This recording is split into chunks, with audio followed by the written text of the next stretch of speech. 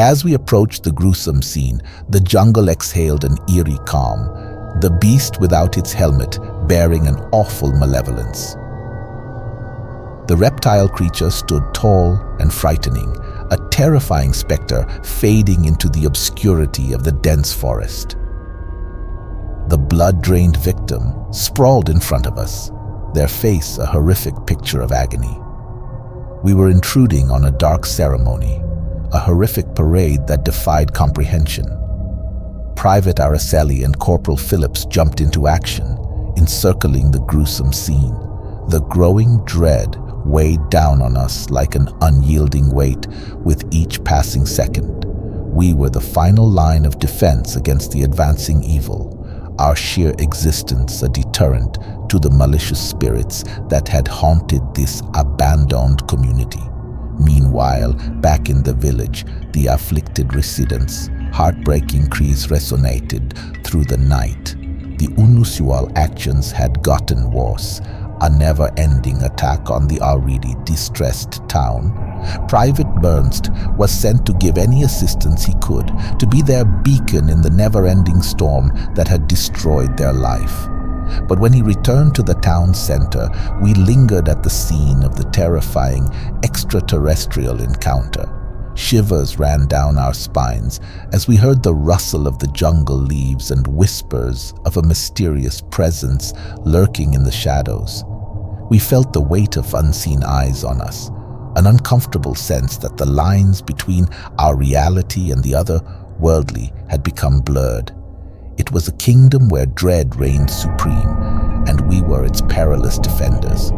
We had unknowingly left the victim's dead remains to bear witness to the unholy ceremony in our efforts to secure the spot. When we returned, however, the scene was wrapped in a menacing mystery. The body, a vessel of indescribable agony, had disappeared without a trace. There were no sounds, no apparent tracks, no traces of the horror that had occurred. It was as if the terrifying truth had been swallowed whole by the bush, leaving us with unresolved questions that gnawed at the boundaries of our sanity. The night held its breath, as if mocking our pathetic attempts to penetrate its cryptic shroud. We stood like anonymous warriors in the center of this abyss, pitted against an evil power that had sunk the community into a never-ending nightmare. We were firm in our quest, determined to solve the riddles that bound us and confront the dread that had enveloped this abandoned region, with the peasants' pleas resounding in our hearts. The bush kept an eye on us, the shadows lurked, and the malignant unknown awaited, its secrets eager to devour us all. Specialist Roberta and I traded watch duties in the midst of the hazardous forest, each minute loaded with an unsettling calm. As we waited for any evidence of the lurking malevolence, the air itself appeared to pause its breath. My radio chirped to life, and I quickly dialed Private Bernzid, a light of hope heading toward the embattled town. As he got closer, he felt an inexplicable jolt, a gut-wrenching horror that seized his entire core. He saw a monstrous presence of a UFO, a harbinger of alien horrors hanging menacingly above the settlement.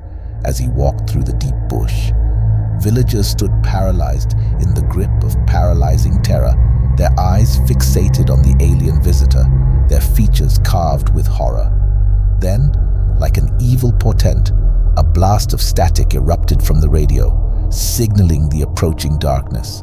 Private Bernzid's voice fought to break through the din, his remarks barely audible in the din.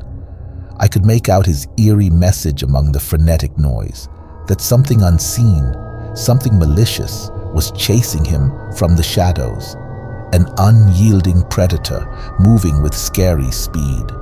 Desperation rose inside me, and I pushed him to seek sanctuary from the invisible adversary who was closing in on him.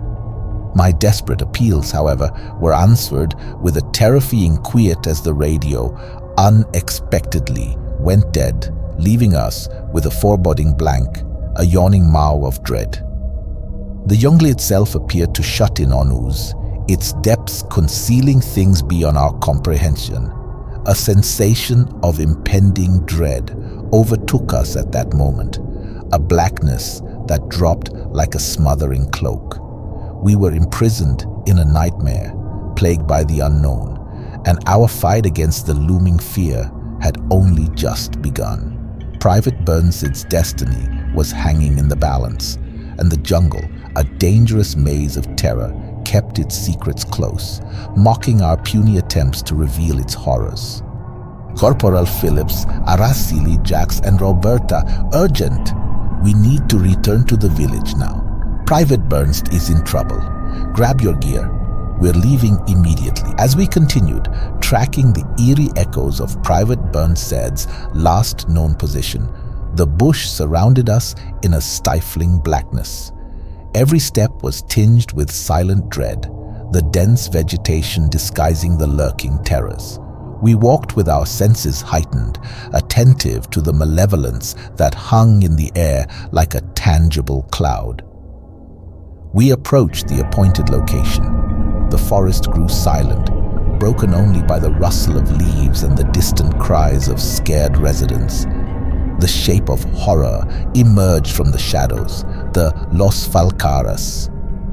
These huge creatures, towering and hideous, emanated a sense of impending doom. As we came upon this unearthly terror, the peasants hiding in the underbrush threw puzzled glances our way. In the ominous silence that followed, the 7-foot beings, once concealed by the glow of their advanced suits, revealed a grotesque transformation.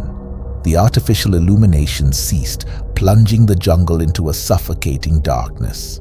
As the unilluminated shroud settled, the humanoid guise of the beings distorted into something nightmarish, a reptilian visage that defied the boundaries of reality. The transition was haunting, their forms now an unsettling fusion of human and reptilian features. The jungle, a witness to the unknown, became an otherworldly stage for this macabre metamorphosis. The air thickened with an indescribable dread, the very fabric of our understanding unraveling in the face of this monstrous revelation. The once illuminated facial images on their masks, now dormant and tinted, added an eerie layer to the horror. The essence of their true nature, obscured by the play of light, now lingered in the shadows. It was as if the very darkness conspired to unveil a malevolence beyond comprehension. In that moment, reality itself seemed to waver. The unilluminated masks concealed faces that held secrets darker than the abyss, challenging the limits of our understanding. Each breath became a struggle as we stood on the precipice of a horror that transcended the known. The jungle, now a haunted labyrinth, echoed with the weight of our fear, and the unilluminated beings stood as harbingers of a terror that defied all reason. The forest exploded into mayhem suddenly. The Los Falcaras fired a salvo of laser guns, cutting through the darkness with vivid rays. Our firearms were useless against these supernatural intruders, so we took cover instinctively. The bullets bounced harmlessly off the tough beasts, creating a bizarre dance of death. A strange restriction halted their progress, as if the shadows themselves were holding them back.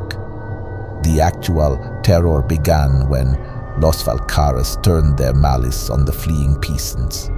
Panic rang across the jungle as terrified individuals ran in frantic attempts to escape.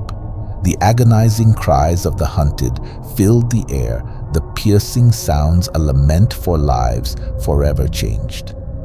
Private Jax, trapped in the crossfire, took the brunt of the alien attack.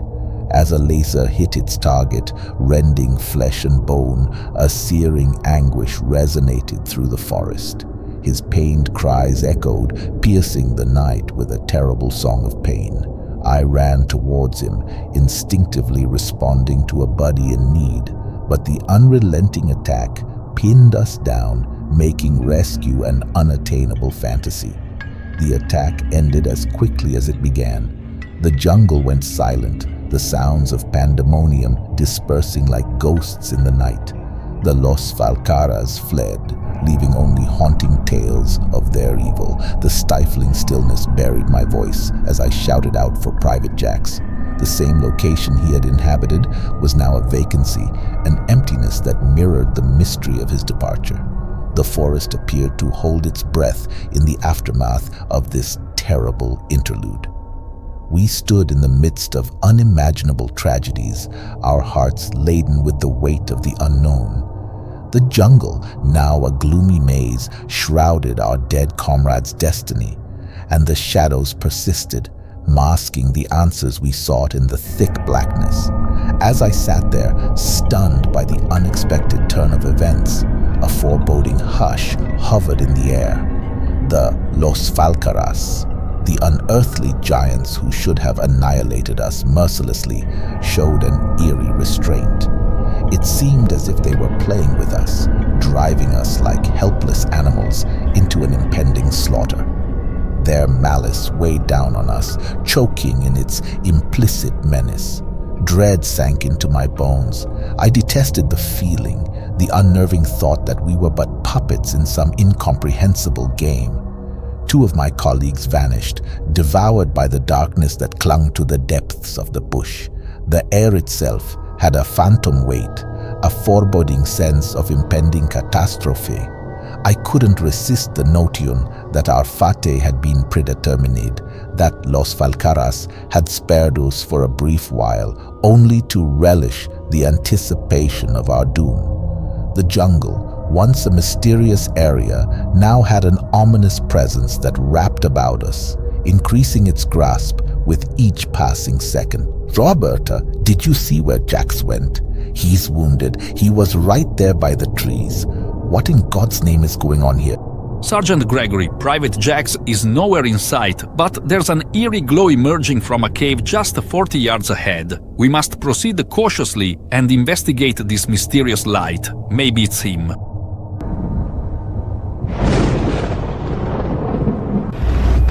Time became an elusive foe, encouraging us to comprehend the mysterious dance choreographed by our alien captors.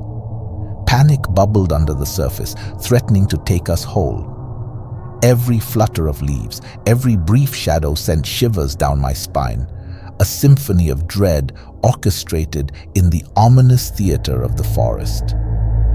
The boundary between predator and prey blurred at that unsettling instant, and we found ourselves teetering on the edge of the unknown. The eerie quiet continued, broken only by the unsettling echoes of our own breathing. We were imprisoned in a nightmare limbo, our destiny intertwined with the enigmatic evils lurking just beyond our comprehension.